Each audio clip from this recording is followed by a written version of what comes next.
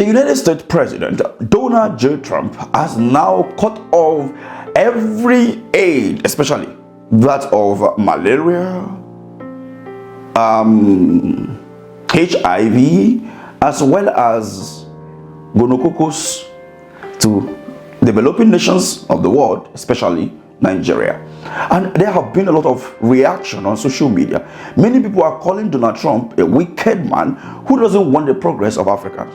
No, I have been saying since Donald Trump went into the ring to contest for the seat of the president in the US that he is the best thing that can ever happen to Africans, because he don't care about Africans somehow.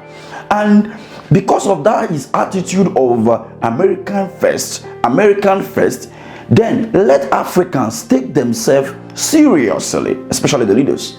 And this is the reason why the obedient movement and every other positive movement going on in the African sub-Saharan region should do well to push away all those foreign counterparts who don't want the interest of the development of the country or the continent at large. Push them away. France and the rest who are doing some kind of a thing that doesn't make sense within Africa. You can see what is going on in Burkina Faso. You see what is going on in Mali, in Niger. They are sending French troops away, sending anything that related to France away. But Nigeria is embracing France. How do you think about this combination of Nigeria and France in the nearest future? That's not the point. The point here is this: now that Donald Trump has withdrawn this aid to Africa and developing nations of the world, more people will die, because when you look carefully, the nations in Africa, Nigeria to be precise here, has been receiving aid from the US for the past 40 years. But what have they been able to do with those aids? Now, it subsidized the prices of those drugs. That's one. Secondly, our healthcare has been so porous. I could remember growing up as a child, I could remember how we have been rushed to primary health care back in the 90s and late 80s. You go to the primary health care where you receive treatments. Some of those hospitals at that time, you have white people there. I was privileged to be born in a hospital that they were all whites, medical doctors and all of that. I remember the story when they told me that there were some medical challenges where they have to keep me in the incubator for months. I had all this experience, well equipped, but I can bet you that hospital is nothing to write home about. And I'll be visiting that hospital next month, comes February, and I will tell you the story of that hospital. Most of us were, they gave birth to us in that hospital, but the hospital as we speak now. Okay, so now the truth of the matter is this: the government of Nigeria now have to sit up.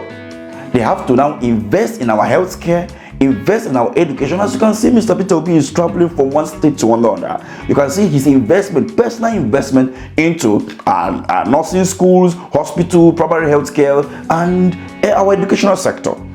It's supposed to be that in every ward in Nigeria, there is supposed to be a primary healthcare at every given ward in Nigeria. So we are supposed to have up to 2,000 or 5,000 primary health care. Is the first point of medical attention, and from there, well equipped, it can now, if there is any issue, you can be referred to a general hospital or other private hospital and all of that. But because our politicians don't even take Panadol for Nigeria, headache worry them, they will use the next private jet to fly to France, UK, US, anywhere for their medical. And look at the United States, look at the UK, look at France. The king of Britain, King Charles, was not too sound. Was he flew to US? Was he flew to India? Was he flew to France? Was he flew to Germany? No. He received his medical treatment right there in UK. But comes to Nigeria, when our president, they fly every 2 market days, they go France, go do change of whatever.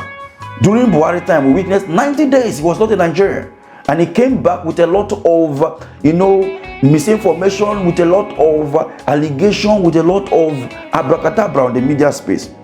Some said he's not the real Buhari, which we are still battling to today. Some said this and that. Now is the high time for the Nigerian government to sit up to invest in our healthcare, and it is high time for Nigerians, just as Mr. Peter Obi and every other prominent Nigerians have been saying, it is time to engage the public office holders in order for them to give accounts of every resources given to them for the development of every constituency across Nigeria. Thank you for watching.